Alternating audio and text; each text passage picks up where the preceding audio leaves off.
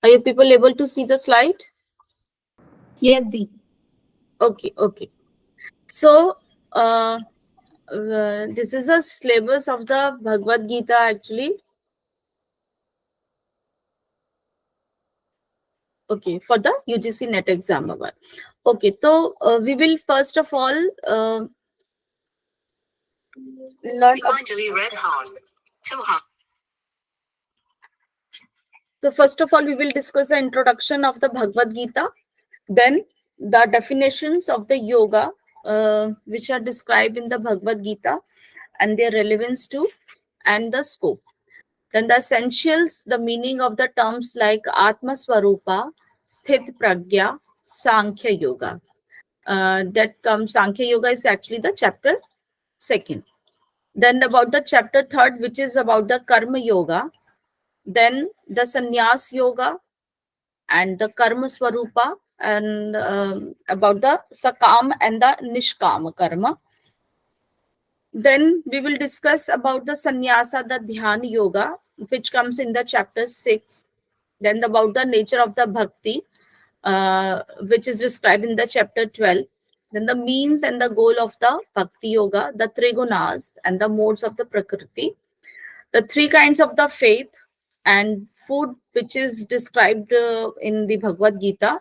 The food for the Yoga Sadhaka, and the classification of the food too, which described in the chapter 14th and the 17th. Then we will discuss about the Daivasura Sampada Vibhaga Yoga in the chapter 16, and the last one is a Moksha Upadesha, which is described about the in the chapter 8. Okay.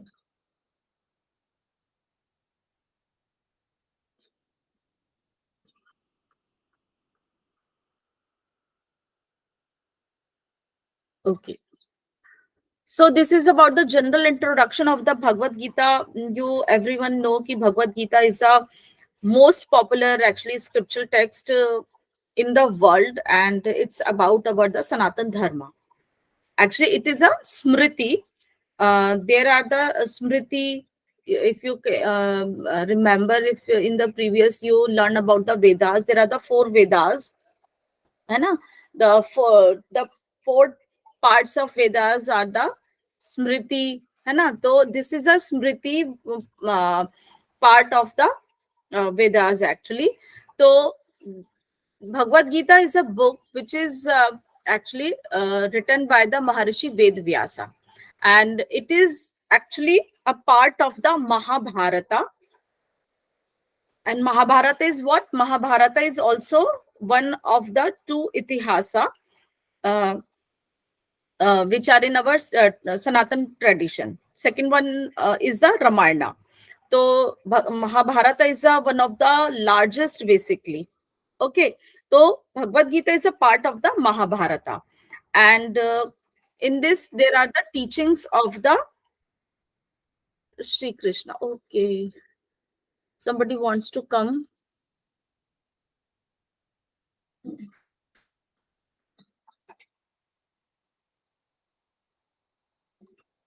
Okay. So Bhagavad Gita is taken from the Mahabharata, from which part of Mahabharata? From the Bhishma Parva. The chapters of Mahabharata are also known as a Parva. So among those chapters, the Bhishma Parva is there, in which Bhagavad Gita is described, and that too, or the 20th to 30th chapter of the Bhishma Parva. Okay. And everyone knows कि भाई the war of the Mahabharata, it lasted for the 18 days in the Kurukshetra. ठीक है? And still it is actually located in the state of the Haryana. So in Mahabharata, the various parvas are there, which are these. First is the Adi Parva.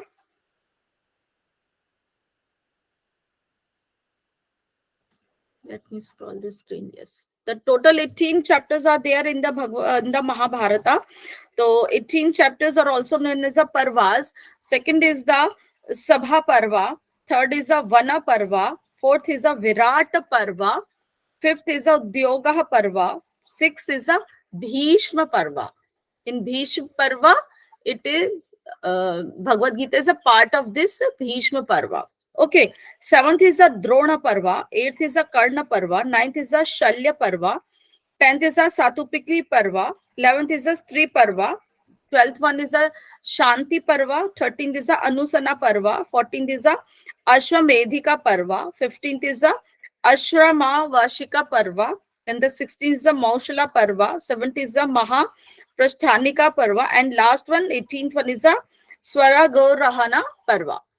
So these are the total 18 chapters, and Bhagavad Gita is a part of the sixth Bhishma Parvapan, and there are 700 verses in Bhagavad Gita, and in Bhagavad Gita also there are 18 chapters. Okay, somewhere it is right ki there are the 745 verses, lekin as such commonly, if question comes in the UGC NET also, so you have to tick mark on the 700. Mostly it is option only of the 700. Okay, so the 18 chapters of Bhagavad Gita are, the first one is the Arjuna Vishad Yoga, second is the Sankhya Yoga, third one is the Karma Yoga, fourth one is the Jnana Yoga, fifth one is the Karma Sannyasa Yoga, sixth is the Dhyan Yoga, seventh is the Vijnana Yoga, eighth one is the Akshara Prarambha Yoga, ninth one is the Rajavidya Yoga, 10th one is the Vibhuti Yoga, 11th one is the Vishwa Rupa Sadarshana Yoga, 12th one is the Bhakti Yoga, 13th is the Kshetragya Vibhaga Yoga, 14th one is the Gunatraya Vibhaga Yoga, 15th is the Purushottama Yoga, 16th is the Daivasura Sampada Vibhaga Yoga, 17th one is the Shraddhatraya Vibhaga Yoga, and last one is the Moksha Sannyasa Yoga. Okay. So Maharishi Vedvyas ji actually described 745 verses. So as such, the is a common one ki 700 verses are there in the Bhagavad Gita. That is a part of the Bhishma Parva of the Mahabharata. This also this has been done in the Gita Mahatmanya. Okay, the 745 verses. Okay, so Bhagavad Gita actually it is one of the Prasthantrayi. The Prasthantrayi are the three scriptures which are very famous. So among those, the two others are the Brahma Sutra and the Upanishad, and the third one is the Bhagavad Gita. So these are commonly known as the Prasthantrayi: the Bhagavad Gita, the Brahma Sutra, and the Upanishad. And Bhagavad Gita is known as Smriti Prasthana. Okay, and other are the our Brahma Sutra and the Upanishad. So Bhagavad Gita is also known by the name of the Upanishad, Brahma Vidya, Yoga Shastra, or all these are also the name of the Bhagavad Gita. So this is the actually book which is known as actually the song of the God. Okay, Bhagavad Gita. It's a song by the Lord, basically. That's why this is known as the Bhagavad Gita. So in this book, it's an advice given to Arjuna by the Lord Krishna. And Bhagavad Gita is also it's a very important, or the soul of our Indian yoga literature. Very, very important text actually. The whole the concept of yoga is also based on by the Bhagavad Gita. Okay, this is the first one complete yoga book actually based on the subject of yoga. Different type of yogas are described in the Bhagavad Gita, and the three main yogas which are described in this book are, anyone can you name please? Three main yogas. Karma Karma Yoga. Yoga, Jnana Yoga, and Bhakti Yoga. Yes, very good. So there are the 700 verses, so in which the 574 verses are by the Lord Krishna, 85 verses by Arjuna, 40 verses by Sanjay, and only one by the Dhritarashtra. At that time, the king of the Hastinapur. Okay, only one. So the first one is actually by the Dhritarashtra, in which he asked about the battle which had to be going on in the Kurukshetra. So he asked Sanjay ki what's going on there. Tell me. So this is a only one verse which was spoken by the Dhritarashtra, and that is the Dharam Kshetra Kurukshetre Samaveta Yuyutsavaha Mamakaha. Mamakaha matlab mine, mere. Mamakaha Pandavaschaha Kim Kurutyaha Sanjay. He was asking ki what's going on between my son and the in between the Pandavas. So this is only one verse which was spoken by the Dhritarashtra. Then, in answer to in answer to that question, Sanjay then reciprocate, and he describe about the whole episodes of the battlefield, and the last verse also spoken by the Sanjay. Okay. So he Sanjay told about ki when Arjuna looks at the family members in the battlefield, when before the starting of the battle, in middle of the battlefield, when Arjuna came and see in front of the relatives, the family members, he feels so disillusioned, so uh, uh, uh, sort of anxiety also comes, and so depressive also comes, and he refuses to fight. Ki no, I can't I can't malab, I can't hold the weapon in front of my elders, in front of my grandfather, in front of my brothers. So he actually totally refused to fight against his family members. Then Lord Krishna made Arjun aware. He made him ki no, this is your duty, you have to only fulfill your duty, you are not going to harm anyone. Actually, this is your only duty, and you have to fulfill all your responsibilities. So you have to go and hold your weapons, and you have to made what you have to do against your nation. So for this reason, this book got the most respectable place, because in this the karma yoga is described in a so beautiful manner. So it inspires human beings to do their own duty without thinking what will happen in the future and what will be the result of their karmas. So Gita is also known as a Gitopanishad. Okay, because in the Prasthantraya also, it's a part of the Prasthantraya. So somewhere it is also known as a Gita Upanishad. So the basic elements of the Bhagavad Gita are the in the first chapter, that is the Arjuna Vishad Yoga. Arjuna Vishad Yoga is actually when the Arjuna refused to go against his family members to hold the weapon, and uh, refused to go for the war. So this is in this chapter, this is about the Arjuna state of mind, ki what happens, what goes in his mind to to uh, not to go for the war against his family members. So this is the beginning of the Mahabharata war. The description of the war is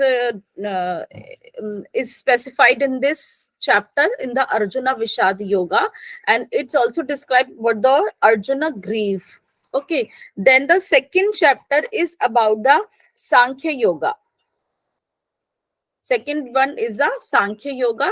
In this chapter, the definitions of yoga are described, and we will discuss about it, the relevance and the scope, and also the soul element. The soul element also described in the chapter 4. Okay, so, chapter 2, sorry. Next is the, in chapter 2, Sankhya Yoga, also Sthit Pragya, and the meaning of the Sankhya Yoga is also described. Third chapter is about the Karma Yoga.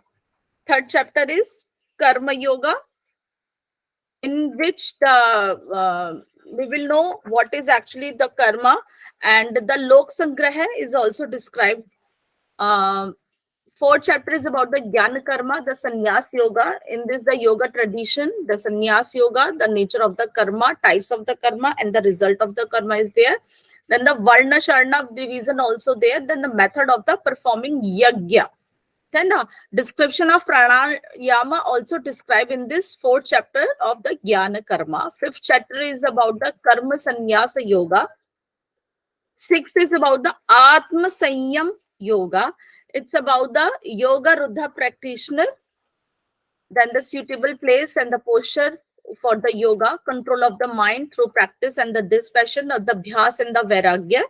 Then the Dhyana Yoga. Seventh is the Jnana Vijnana Yoga, the perversion of the nature, the form of the original Brahma, actually the supreme one. Okay. So then the type of the evil people also, and the type of the devotees. Eighth one is the Akshar Brahma Yoga, some questions of the Arjuna on their answers. And the ninth one is the Rajavidya and the Rajgraha Yoga. And in this, the Yoga Shema, the how to worship the God. 10th one is a Vibhuti Yoga, the Vibhutis of yoga. Then the 11th is a Vishwa Rupa Darshan, is a darshan of the God Virat form. And the 12th is a Bhakti Yoga, nature of the devotion. 13th one is a Kshetra Kshetragya Trayadosha Dhyaya, Kshetra Kshetragya Vibhaga Yoga. And the description about the Kshetra and Kshetragya, nature of the Kshetra, knowledge, ignorance, nature of the Kshetragya. Then the 14th is about the Gunatraya Vibhaga Yoga, the nature of the three qualities, Sattva, Raja, and Tama. 15th one is a Purushottam, is about the people tree in the form of the world. Okay. The description of the world, it's described in this chapter is like a of tree, or like a people tree.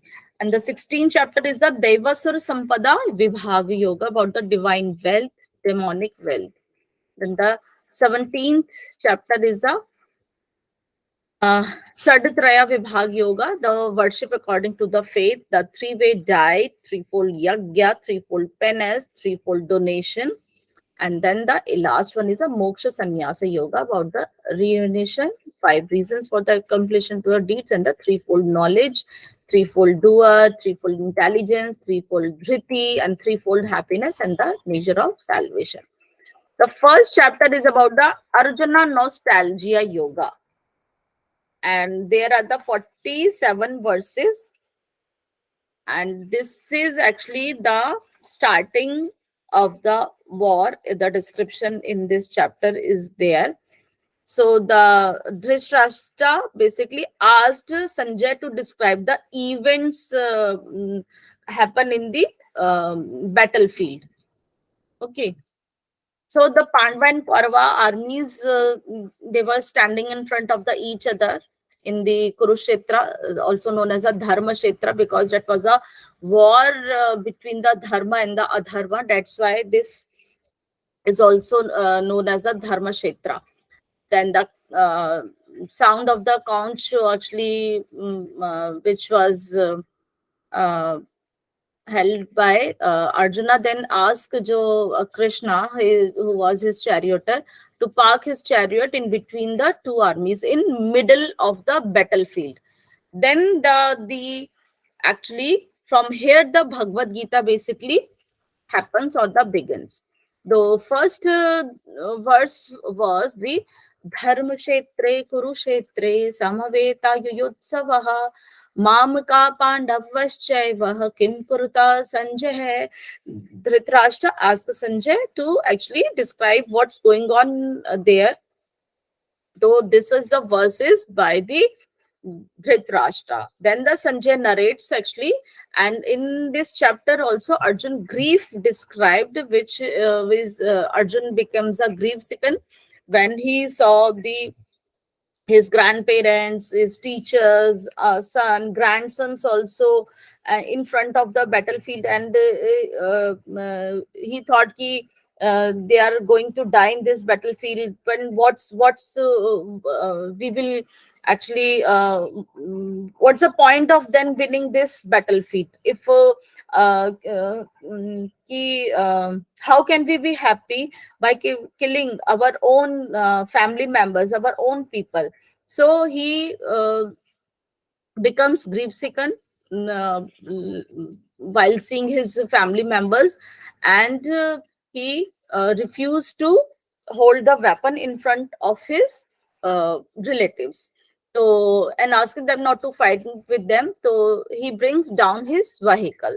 Then in the next second chapter, this is about the Sankhya Yoga. There are the 72 verses. In this chapter, the important definitions of yoga are described. First one is the buddhi yukto janateha ube sukrita dushkritehe tasmad yogaha yuyutsavaha yogaha karmasu kaushalam. So in this verse, the one who prudently practices the science of work without attachment can get rid of both good and the bad reactions in this life itself. Therefore, strive for yoga, which is the art of working skillfully in proper consciousness. Means to do the act without holding towards the future, what will be the result. You just go and do what you have to do. Just do what is your duty. That is actually perfect karma yoga according to this definition. Next is the second one is the yoga sthakuru karmani sangha tyaktva dhananjaya siddh siddhi samo bhutva samatvam yoga uchyate.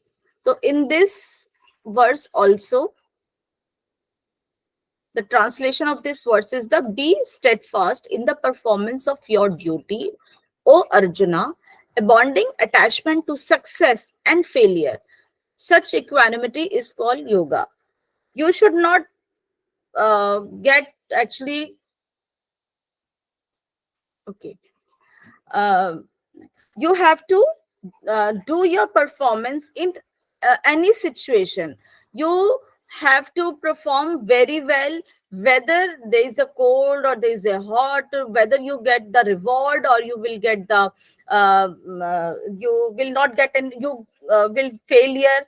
So this is actually beyond these things. So with the performing your duty, you should not attach to any ki what will happen to the you will get the reward or you will get the failure. So if you go beyond these thinking, so such equanimity actually is the yoga, and this is the proper the definition of the yoga which is given in the Bhagavad Gita. These are the two definitions of the yoga in the chapter 2, described in the chapter 2. One, this first verse is this buddhi yukto, which is the 50th one, and the next is the 40th one verse. So these two are the verses in which the description of yoga is there. Okay, these are the two definitions about the yoga.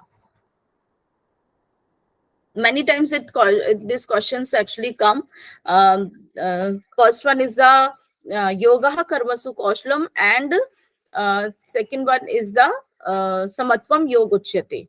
So these are the two commonly definitions, and maybe they will ask you by in which verse these are described. So please remember these two verses, and also the which verse in which chapter it is described. Okay. Next is the One more definition, that is the yuktahara viharasya yukta chetasya karmasu yukta swapna bodhasya yoga bhavati dukkha. So in this verse, those who are temperate in eating and recreation, balance in work, and regulated in sleep can mitigate all sorrows by practicing yoga. So balance in each and everything, malab, your diet should be balanced, your sleep, your activities, then all these your works are in balance situation, sleep and your diet also, then you are practicing yoga. If you don't think on these things also, equanimity is not there, then you are not a yoga practitioner.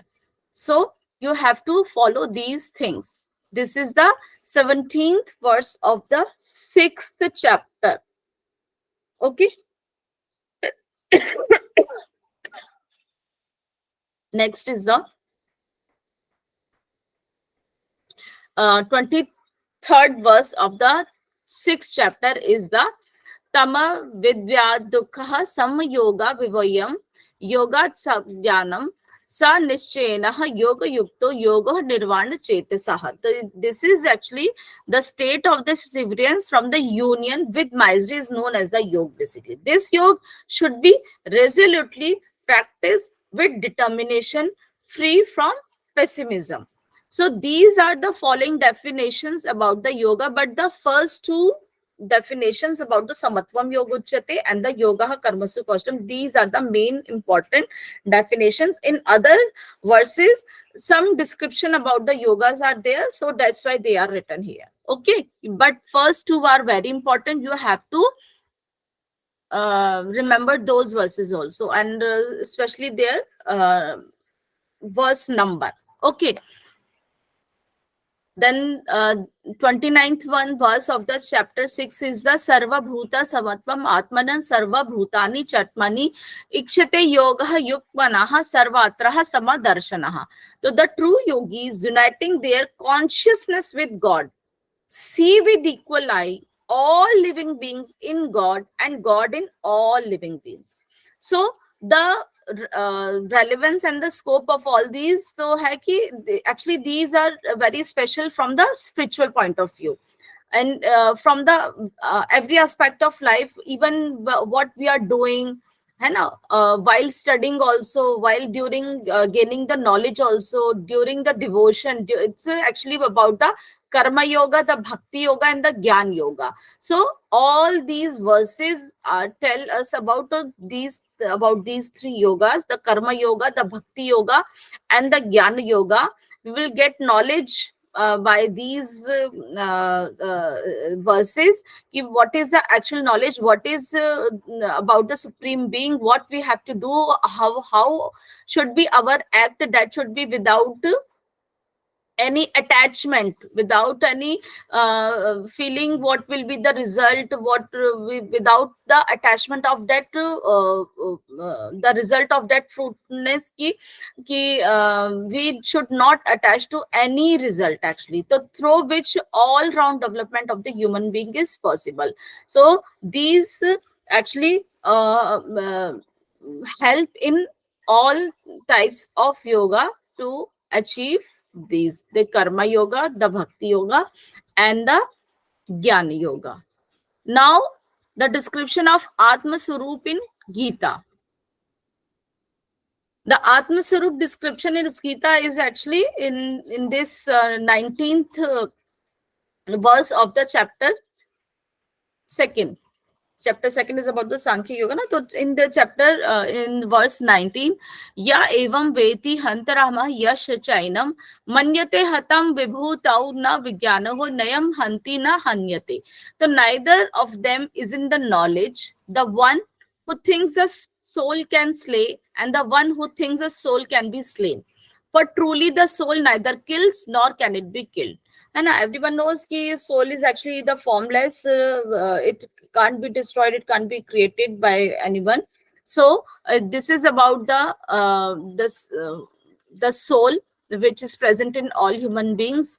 Then the next one is na jayate mriyate na kadachinaha nayam bhutva bhavatah navana bhuyah ajo nityam shashvatoh yam purono na hanyate hanyamaneh sharire. The soul is neither born nor does it ever die, nor having one existed does it ever cease to be. The soul is without birth, that is eternal, immortal, and ageless. It is not destroyed when the body is destroyed, basically. है ना? Everyone knows from actually in our Sanatan Dharma, these thoughts we actually know everyone since our childhood.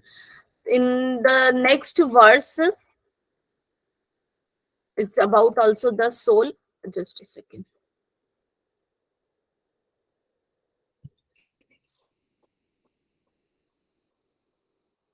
Okay.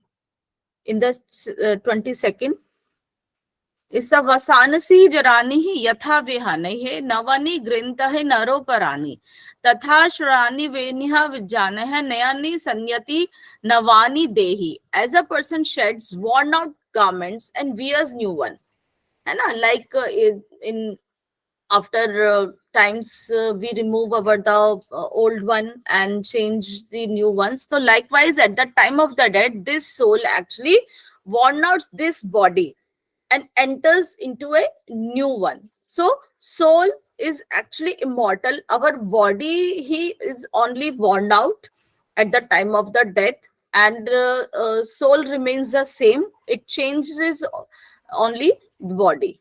Okay. And in the verse 23 is the Nainam Chindani Shastrani Nainam Dahati Pavakaha Na Nainam Kledahi Apanaho Na Shodhi Ati Mrityuha. The weapons cannot shed the soul, nor fire can burn it, water cannot wet it, nor can the wind dry it. So this is all things about the soul, about the Atma. This is basically Atma Swarupa. These are the description of the soul, about the Atma in all these verses. Then the next, the 24th one is the Achyedoho yam adhayoho yam akledayoho shoshidhara eva cha nityam sarvagataha sthanohar achalo yaham sanatanha. The soul is unbreakable, incombustible. It can neither be dampened nor dried, okay, by the water or by the fire, you can say, or by the wind. It is everlasting. It is present in all places, unaltered, immutable, and primordial. So it always it's actually all these are the description about the Atma or the soul. Next is the Avayukto yam achiyatoha yam avakaryo yam uchyate. Tasman vedam vidhi vidayanam nanu shochitam arhansi. So in this, the soul is spoken as the invisible, inconceivable, and unchangeable. Knowing this, you should not grieve for the body. Only the body is changing, soul always remain present. There's only changing one body from the another body. So we should not make grief for the things, because soul remains forever. So we should not attach to all these things. Body is actually, it's a mortal one, immortal is the soul. So next is about the sthit prajna. Sthit prajna is actually sort of, you can say that we will describe about the qualities. Any question? Any? Are you able to understand actually? Hope ki. Okay, let us continue. So now it's about the sthit prajna. Sthit prajna is actually when Arjuna was in the trouble condition, the Lord Krishna shows him the path to becoming wise. So Arjuna asked ki, how to be wise. So Krishna explains the symptoms of the sthit pragya. Sthita matlab, you can say, so the stable pragya is actually related to our intelligence or related to the mental to ki how to be like a sthit pragya. So there are the qualities of the sthit pragya which are described in these verses.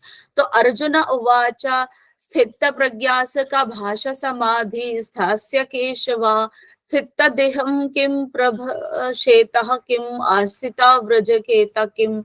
So he was asking ki bhai, what is about this, kindly tell me. So Arjuna said, "Ho Keshava, what is the disposition of one who is situated in the divine consciousness in this? How does an enlightened person talk? How does he sit? How does he walk?" He was asking about ki what are the qualities of the basically sthit pragya person? Ki wo who is what he will like be. Okay. So in the next words, Shri भगवान उवाच प्रज्ञहाति यदा कमना सर्व प्रज्ञा मनोगता आत्मनेवात्मना तच्छृणु स्थितः प्रज्ञानस्तदोच्यते. The Supreme Lord, the Arjuna said, O part, means O Arjuna, when one discards all selfish desires and cravings of the senses that torment the mind, means when you control all your senses and you discard all your cravings, all your selfishness, and become satisfied in the realization of the self, such a person is said to be transcendently situated. Sthit prajna situation is there actually. When his mind becomes stable, he is not altered by unnecessary desires and the cravings. So that situation is actually that as a qualities of the sthit prajna. Okay. So in the next versa, which is in the second chapter, 56th one versa, दुःखस्य वः अनुद्विग्ना मनः सुखेष्णुः विज्ञत स्पृहे विताराग भया क्रोध स्थितधीर मुनिरुच्यते. When one whose mind remains undisturbed amid this misery, one who does not carve for pleasure and who is free from any attachment, any grief, any fear, any anger, and that is actually a sage of the steady wisdom. That is basically the sthit pragya. Okay. In next verse, in the 57th verse, so या सर्वातान भीष्मेशः तत्तत् प्राप्य सुभाष्निशम् नाभिदन्ति न द्वेषति tasya prajna pratishtita. One who remains unattached under all conditions and is neither delighted by good fortune or the bad one or dejected by the tribulation. He is a sage with perfect knowledge. Okay, so he has given up all mind-born desires, all desires like which causes him turbulence. Just water enters the unmoving ocean. So no as such waves or distractions are there. That is actually the person who absolute contentment in the self. He is not anxious. He has no carving, no pleasure. He neither rejoices on receiving any good or auspicious things, or he nor hates by any receiving bad, any inauspicious things. Na? He is free from all attachment, fear, anger. So that is basically these are the basically qualities of the sthit prajna. Then the next one is the yada sangharte chayam kurmo nigvanaha sarvasaha nindriyanindriyedbhyasaha tasya prajna prashishtita. So these are also the qualities, one who is able to withdraw the senses from their objects. We do in the pratyahar, that is also the withdrawal of the senses, and just as a tortoise withdraws its limbs into its shell. It's actually in the pratyahar also we actually withdraw our senses from their subject basically, so from their objects or from their subjects, and this is established in the divine wisdom. When this happens, it is a state of the sthit prajna. In the next verse, in the 61, Tani Sarvani Sayamah Yuktaha Asita मत्परानः विषेहि यशविद्रेयानि tasya prajna pratishtita. All these verses are actually related to the sthit prajna. In this verse, they are establishing perfect knowledge, who subdue their senses and keep their minds ever absorbed in me. Okay, so these are the qualities are mentioned by the Lord Krishna to Arjuna. Okay, next one is the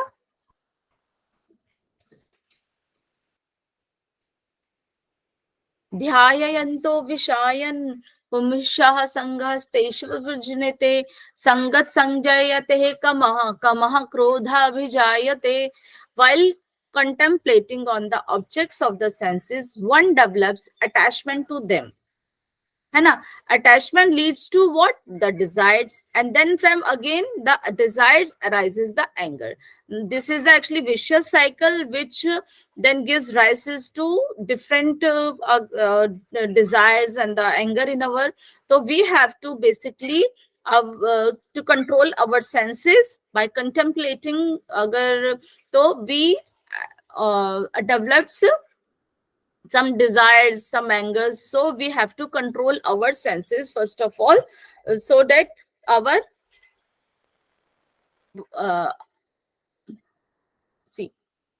so our mind also remain stable. Next one. All these are the actually qualities about again the sthit prajna. It is basically when a man thinks of the object, attachment arises. From attachment, desires are born. Then desires from anger born, and angers then gives rise to delusions. Delusions then to destructions of the memory or the discrimination. Then he perishes. So to to become active, we have to our जो है we have to dormant our all the residues or the vasanas. So we have to, by controlling our sensory organs, we control all these things. Okay, next is the okay, first we हमने कर लिया ना. Okay, या निशा सर्वभूतानां तस्यं जागृति संयमी तस्यं जागृति भूतानि सा निशा पश्यन्तु मुनः. So what all begins consider as day is the night of the ignorance for the wise, and what all creatures see as night is the day for the introspective stage. So it means ki who the night of ignorance is basically for the wise is considered as a day, and the all other creatures besides a sthit prajna person is the night actually is the day for the other people. Okay,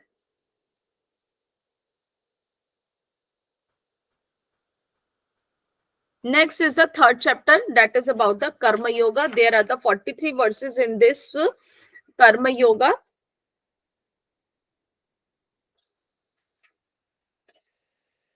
Shall we start with this?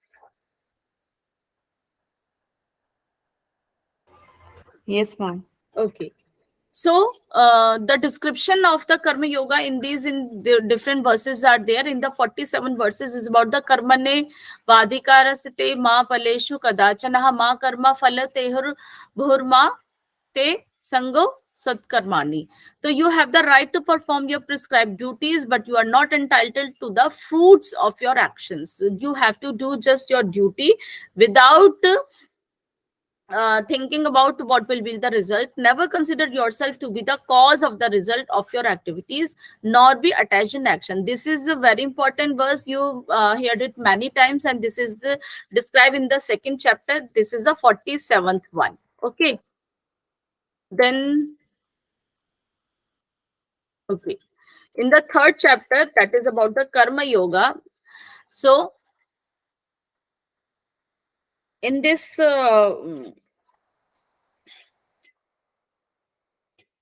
So Sri Bhagavan Vacha, a Lord said, लोकेस्मिन् द्विविदिशः निष्ठः पुरा पुरोक्तः मयङ्गः ज्ञानयोगेन सांख्यं कर्मयोगेन योगिनाम्. The Lord said, O sinless one, the two paths leading to entitlement were previously explained by me. So, Lord actually already described, so he is uh, explaining the path of the knowledge for those inclined towards contemplation and the path of work for those inclined towards action. So there are the two paths. It's actually the path of the knowledge and the path of the work. So though who are inclination towards the action, they do want only to do any act. So he told actually there is a one path for people who want to do any action, that is the karma yoga. Okay, so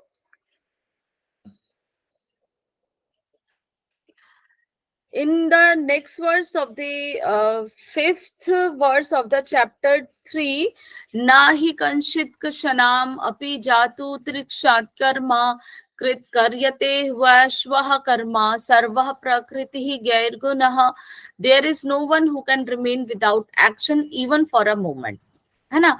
Any मतलब every time we are doing somewhat action in our life, always we are going and do any act always, है ना. तो indeed all beings are compelled to act by their qualities born of material nature. So these act actually are related to our the three gunas. According to those gunas we do our act, those are related to our gunas also. So yes, twin indriyani mansah niyamah prabhirjunah karmenindriyah karma yogam ashtakaham sa vishishyate. So our sense organs, our gunas are actually related to our acts also. Okay, the meaning of this verse is, but those karma yogis who control their knowledge, the senses with the mind, O Arjuna, and engage the working senses in working without attachment, are certainly superior. So when we perform any act or we perform any karma without attachment of the result, are actually the karma yoga. Okay, so here the Krishna explain about the this karma act, ki those are basically superior if they are attached, if they are working without attachment feeling. Okay, next is the नित्यं कुरु कर्म त्वं कर्म ज्योत् ह्या कर्मणः शरीरः यात्परहपि चान तेन प्रसिद्ध्यते आत्कर्मणः अकर्मणः. Okay, you should thus performing your prescribed Vedic duties, since action is superior to inaction. With मतलब it's better to do some action. It's many times better than to do it's not to do any, to remain in action. It's better, it's superior to be in action. So by ceasing activity, even your bodily maintenance will not be possible. So always do some act, and if that act is actually without any attachment of the result, and that is actually the practice of the karma yoga. Okay, next is the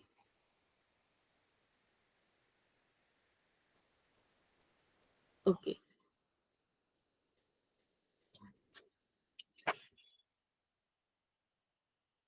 यज्ञातरात् कर्मणो न्यतरः लोके यं कर्मः बन्धनः तद् अर्धं कर्मः कुन्यते मुक्तः संघः समाचरः. So the meaning of this verse is exactly work must be done as a yajna to the Supreme Lord. It's an act of the yajna, like we are performing a yajna towards our Supreme Being. Otherwise, work causes bondage in this material world.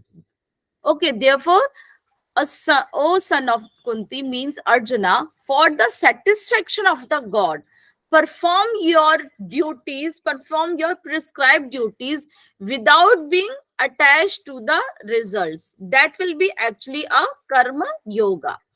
Then the description of lok sangraha. Shall I continue, or let me see how many verses are there? There are two. Okay, let me complete this one.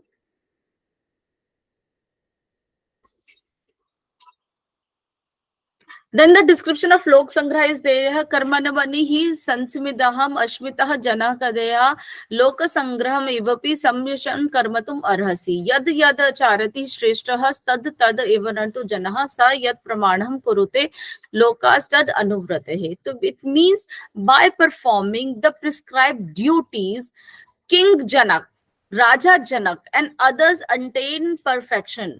You should also perform your duties to set an example for the good of the world. So, whatever action great persons perform, common people follow. So, whatever standards they set, all the world pursues. So, actually, though this is basically the act of which are do in a very suitable manner. It should be like without the attachment of the result, without attachment the what will happen in the future, what will be the result. So if we perform like these acts, we set an example for the common people also. So when great persons, or like great rishi munis, or the like Raja Janak, all these like great people, when do their action like this, they are also set an example to the other people, which the common people follows, and they set an example to them also. Okay, next is the न बुद्धि भेदम जनाये अज्ञानम कर्म संगनम जोशेतेम सर्वा कर्माणि विद्वान युक्ते समाचारान. So the wise should not be create distort in the intellects of ignorant people who are attached to fruitive actions by inducing them to stop work. Rather, by performing their duties in an enlightened manner, they should inspire the ignorant also to do their prescribed duties. So actually this is the swadharm, you can say so, which is devoid of any merits. Actually it's better to perform to do act only well without thinking about the result. It's also set example to the other people also, and that is all acts. It's like to perform a yajna towards our the supreme being. So these are about the Lok Dharma, and the next topic is about the same important points in the third chapter. So in the third chapter, it's about the actually next is the sequence. So origin of the living beings from the food, and the origin of food from where? From the rain. Rain from where? From the yajna. Origin of the yajna from the good deeds. Origin of good deeds from the Vedas. Origin of Vedas from the God. So we should we perform all act or perform all duties towards like our devotion towards the God. Okay. तो कामा एषा क्रोध एषः राजगो गुणः संबुद्वः महाश्वनो महापः विद्यमेन हि वैरनम. It means the Supreme Lord said it is lust alone which is born of contact with the mode of the passion and later transformed in the anger. है ना? तो all these where the desires convert into the lust, and then the passion, then in the anger, then the delusions. All these are the actually sinful, and these are the all devouring enemy in the world. We have to not perform act like this. We have to basically do all our acts like a yajna in the favor of the God. All our sensory organs should be controlled. What we are performing, we should think about. We should not do acts which make harm to others also. So indriyani praniharur indriyani bhe pranam manah manasvahitu parabuddhir yo buddhesh parastutu shaha. The senses are superior to the gross body, so we have to mainly focus on our senses, because through these senses the message goes to our brain, to our mind, which reflects those actions, and in those actions it performs the reactions. Okay, so we have to control our senses ki we, what we are seeing, what we are hearing, what we are tasting, what we are receiving to our mind. So senses are superior basically to the gross body, and the superior to the senses is the mind. Okay, so beyond the mind is the intellect, and even beyond the intellect is the soul. So we have to control, first of all, our senses. Through senses we can control our mind. With mind we can control our intellectual also. Then even beyond the intellectual is a basically soul, so we can also contact through our the sensory to our soul also. Ki our souls perform what we shown, or what we give the path to ride on that way. Okay, so the order is, the superior of the body is the indriya. So indriya, the senses basically. Superior to the senses the mind. Superior of the mind is the intelligence, and superior to intelligence is the soul. Then the now new chapter is about, the fourth chapter is about the Gyan Karma, which we'll take tomorrow. Hope so ki I'm able to